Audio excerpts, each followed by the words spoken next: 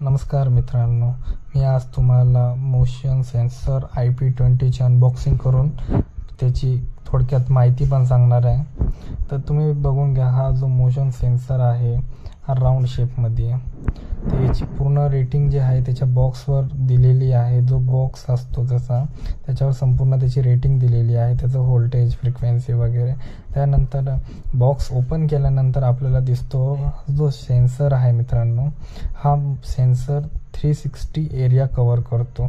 याचं जे सेन्सर आहे आतमध्ये तो पूर्ण 360 एरिया कवर करतो आणि हा राऊंड शेपमध्ये सेन्सर, सरफेस माउंट सेन्सर आहे हा। हे बघा, त्याच्यावर त्याच्या बॅक साईडला तुम्हाला बोललो त्या प्रकारे त्याच्यावर रेटिंग पण दिलेली आहे, त्याचा बॅच नंबर, त्याची व्होल्टेज, AC व्होल्टेज त्याला किती लागतो, काय आउटपुट किती आहे, पॉवर, फ्रिक्वेन्सी वगैरे हे सर्व गोष्टी त्याच्यावर दिलेल्या आहे।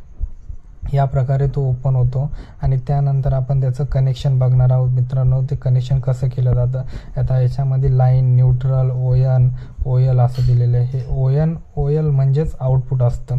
तर इनपुटला आपण बघतोय रेड आणि ब्लॅक वायर आलेली आणि आउटपुटला तशीच लाईटला त्याची वायर गेलेली।